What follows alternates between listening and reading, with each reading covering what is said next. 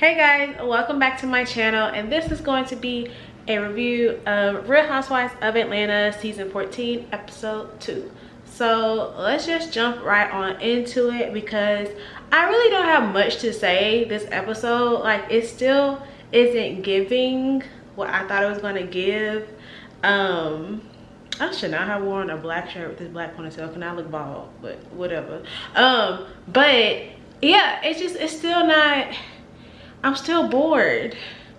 And like, it's like with, you know what I miss? I think this is what it is. I think I miss the shade throwing from Nene, Portia. Like, I miss that aspect of it. But it's like we're literally seeing another side of Marlo, like her being like a mom. And like, that's cool and I'm happy for her and them kids, but I'm bored. Like, maybe I just like drama and it's just not doing it for me. This whole forced fake relationship, friendship with Kenya and Sheree, do we really need it? No. And then now they're gonna try to make it seem like Drew and Sheree got beef because they had the same assistant. Like, y'all can come up with nothing else. Like, nothing else. What I will say is, shout out to Sheree. Your home, your basement is beautiful. Love that for you. But like, what's new? We still making references to Chateau Sheree and joggers. That's like a 10-year-old joke. It's not even funny no more. Kenya, I need her to get a storyline without shading without shading Marlo, because if anybody, like, if there's a softer side I want to see, it's Kenya, you know, especially with her in Brooklyn. I think Brooklyn is a beautiful little girl, and you know, I see that next week's episode they're gonna have her birthday party and stuff, so I'm interested to see that. But I also better see her sign them divorce papers this season, because why are we still dealing with a divorce? Like, I'm not understanding. Even though I know it's take a long time, but it's like, you got money and opportunity. Like, if that's the case, fly to New York, Ware Market, sign the papers at his restaurant. Like, I'm just not, I don't know, but maybe they'll dive more into that later on in the season. But right now, I'm bored. Let's talk about Kandi. There goes my AC. So if y'all hear my AC in the back, I'm sorry, but I live in Texas and it's hot. The topic, or yeah, I think I'm gonna put like the topic at hand of this video is gonna be gaslighting, because I feel like a lot of the men, if not all of the men on the show, are gaslighting their wives. So let's start with, actually let's start with Sonya. Let's start with Sonya, because girl, why you want to get that man a baby? If you don't get that finance man a baby, I will. Who cares? Oh, you're busy. Girl, you got 9 people living in your house. You have more than enough help to raise a baby. Your sister look just like you. Leave. That baby ain't gonna know that you ain't there. Like, I'm just not understanding. Like, and I get, but at the same time, it's kind of like, men be wanting stuff, but they ain't even gotta be the ones to deal with it. Like, if men be wanting a whole bunch of babies but don't be the ones getting pregnant, but that's not her reasoning. Her reasoning is, oh, we're busy. Doing what?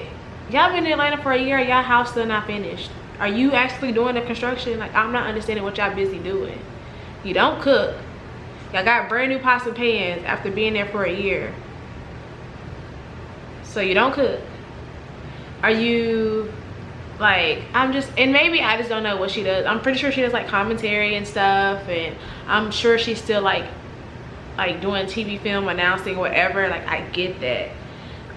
But when you got a husband like the one you got, I'm not saying your wants and needs go out the way, but it's just like, I just don't believe this storyline. That's really what it is. And I'm not saying like, then maybe she don't want a kid, maybe he don't even want a kid, but it's like, that's all y'all can come up with for a storyline. Is that gonna be our storyline the whole show? Like, oh, I'm from Jamaica and all my family live with me and my husband want another kid. Like, clearly he really fuck with you if he let all 9 of your family members move into that house with y'all, and all he's asking for is a baby. I mean, I don't know. Y'all been together 18, 20 years. Like, get that man another baby before he go get somebody else pregnant. So that's how I feel about that. Kandi and Todd. Todd definitely gaslights Kandi. Here's my thing with Kandi. Everybody know Kandi keeps a check. Kandi keeps a job. I feel like the unemployment rate will go down drastically if Kandi stopped taking all the checks. Like, Kandi gonna get a check. So when she's gone for months and months at a time, and now that we've watched Kandi and the gang, like, we've seen how she takes care of her family, so it kind of makes sense why she has so many jobs and how she continues to stay relevant after being in the industry for 20+ years. Like, it just kind of makes sense why she does it. And I just feel like Todd should support her more instead of complaining and being like, well, I'm gonna go to Miami for the weekend. And then when Kandi's like, well, shouldn't you stay home with the kids? And he'd be like, well, you be gone months at a time. Kandi's not gone months at a time shaking her ass in Miami, Todd.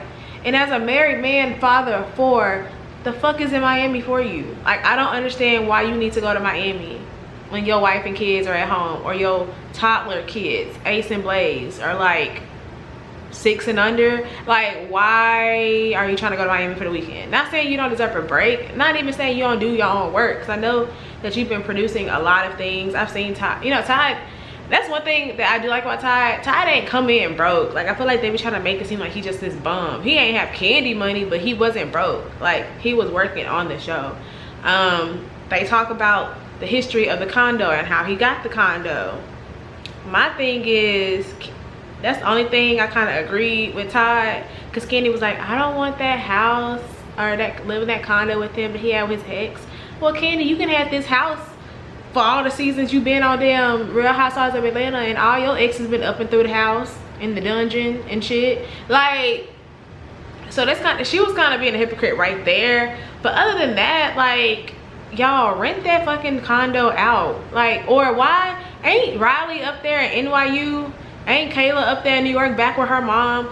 Let them stay in that condo, because we've never really seen like a interaction sister dynamic between Kayla and Riley on the show.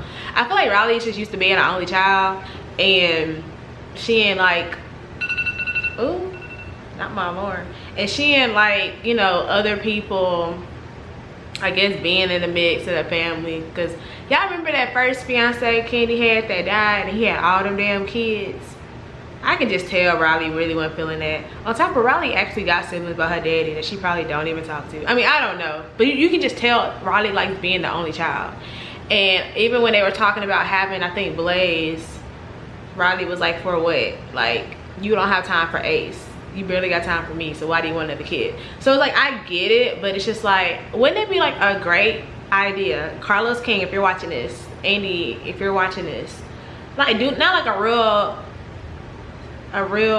Children of Atlanta or something, but like, put Kayla and Riley in a condo, put Giselle kids, Grace, just bring Grace, 'cause I feel like them twins too young, but put Grace on the show, get Noelle from Cynthia, like, and then have like Reginae, Zonique and them all like visit every now and then. Like, just have a little, you know, all the superstar kids. I know they probably had that grown up hip hop, but they don't have like, well, I guess it would just be grown up hip hop.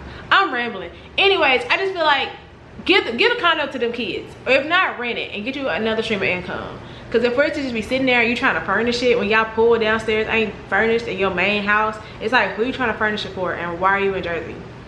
What business do you have up there besides, you know? And I don't know what Todd does, but I just think that's weird. And according to the blogs, I mean, not the blogs, according to the blogs, he be living a single life up there. So I'll leave it at that. Like, that's my business. I don't know, but I just think that's very weird. And it's so, and that kind of brings me to Drew, because it's like, Todd be going to Miami for the weekend just cause, but Kandi want to be all up in Drew business and Ralph business, looking up assistants and stuff. Like, Todd, only difference between Todd and Ralph is that Todd telling you what he doing. That's the only difference. But let's go ahead and get to Drew and Ralph, because that is the most gaslighting episode I've ever, like, I just don't, it's almost as like it can't be real. And I ain't gonna say, you know what, I'll take that back, because Mark was really bad to Kenya as well. But no, I think, well, Mark was just mean, but I think people kind of expected it because Kenya was mean. But like Ralph is manipulative, and I think that's what makes him mean, because Drew seems so dense that it's like he's almost taking advantage of her. Because she'll be like, and I used to get so mad at Drew because, like I talked about in the previous review, I was like, why she keep telling everybody her business? Like, she overshares. But I think that she really sometimes can't believe the shit that be coming out Ralph's mouth, and so she has to ask people like, am I tripping? And it's like, yeah girl, like he's crazy, you're not tripping. But because she's so dense, like she just always needs a second opinion, and now all her business is around Atlanta. Like, but whatever. That whole dinner that he planned for them on the rooftop was top tier narcissist behavior. They literally will, okay, you're mad at me, so I'm gonna plan this big nice dinner so you're not gonna be mad at me no more. And then when it didn't work out, oh, you're this, you're that, blah blah. But where did all that come from? I thought we were having a nice dinner, but you're telling me I can't tell you how I feel without you flipping out. I feel so sorry for Drew, because I feel like he never mind, I don't feel sorry for Drew. Here's my issue with Drew. Like I said in the last review, if you are not going to leave, shut up. Just stop. Like, this can't be your storyline every season about how bad your husband treats you. And it's so bad because it's like, I remember when he first came on last season, everyone was talking about how fine he was, and it's just like the way he treats you now, he's not even attractive anymore. And then he's like, I got these degrees, I have all these accolades, I have all this. And Drew has, I mean, she got a career too, you know? And it's just like, girl, divorce him. Y'all going to counseling. Why is your therapist marriage counselor, why is she calling your husband a maniac? I'm kind of like a Ralph at that point. Like, that's very extreme. However, if he did something that was actually like in the description of a maniac, is that not a red flag? Like, I know that's your husband, I'm supposed to do y'all vows or whatever, but he constantly disrespects you. The whole assistant thing, over it. Like, and then to come and find out that she's like old, like in her 50s. Drew, what you mad about that shit for? Now I know y'all just using the assistant thing for a storyline, because, but it was disrespectful for him. Like, when I've never been fired, but if I were to be fired, I'm not gonna still talk to that person who fired me. So for him to still be talking to the assistant, that's kind of weird. But that lady in her 50s, like, is she cuter than you? I think I would really have to see a picture of the assistant. If I saw a picture of the assistant, then maybe I could give like a better opinion on it, because I'm very, very much so confused as to why he think it's okay for him to still talk to her and why Drew ain't flipping tables. She's just a little too calm for me. But for her to be at a romantic dinner and be like, dang, I feel like I have to walk on eggshells to express myself to you, that's really sad. That's really, really sad. And it's just like the way that he even talks to her. Y'all remember, this is totally off topic, but y'all remember last season when her son met his biological dad and how he was talking about him, or like to him, and they were like, oh, do you want to see him? And he was like, no. Like, I'm not saying I feel like it was like disrespectful, but you can tell, even like on this episode, and he had made a joke towards his dad, towards Ralph, about saying how it's not lying if we didn't tell you. And you know, it's just like, you can tell, because the way that the little boy talks, you can tell he sees his father talks to Drew any kind of way. So the little boy kind of just says what he wants instead of staying in the child's place. If y'all get what I'm saying, maybe not, I don't know, I could be alone on that one, but it's just like here and there, like I'd be just, wow, okay, like maybe like this is why. But then it's like, then Drew goes and projects onto the other ladies, and then we try to be messy and try to call out other people's tea. Like, you ain't got a whole teapot brewing loudly back home. Like, I don't know where this season is going. I am bored to fucking death. Like, of course, I don't know if I'm gonna keep reviewing because, I mean, I guess I will, but it's just like, I'm just not impressed, and I miss Nene, even though we're probably never gonna get Nene back. Hopefully Portia comes back next season. I really hated Portia's show. I'm gonna be honest, I hated her little spin-off show. I think it made her look really, really bad. And I knew it was bad when I was Team Dennis. And I ain't never been Team Dennis in my life because he looked like Jermaine Dupri to me. So it was just like, Portia should come back. Portia should definitely come back. Phaedra should come back. Like, literally, I feel like I'm just repeating everything I said in the last review. I feel sorry for Drew, but at the same time, if she's not gonna leave, then so be it. I'm just waiting for it to get kind of juicy, because Candy's kind of being boring. Kenya's being Kenya. Sonya, did she have like any lines on the show this episode? Like, it was just like, Sonya should just be a friend of the show at this point. Like, Ross fine though. Her husband is so fine to me. But yeah, Ralph is definitely a narcissist, and he gaslights Drew. And the fact that Drew don't even know what gaslight means and have to Google it. She had to Google a lot of stuff on the show. That poor baby.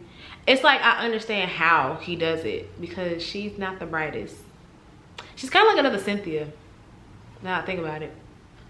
Like, beautiful gowns, but nothing up top. I don't know. I have nothing to say, nothing else to say. I'm gonna just wrap this review up because I feel like I'm talking in circles. Like, nothing happened unless I missed something.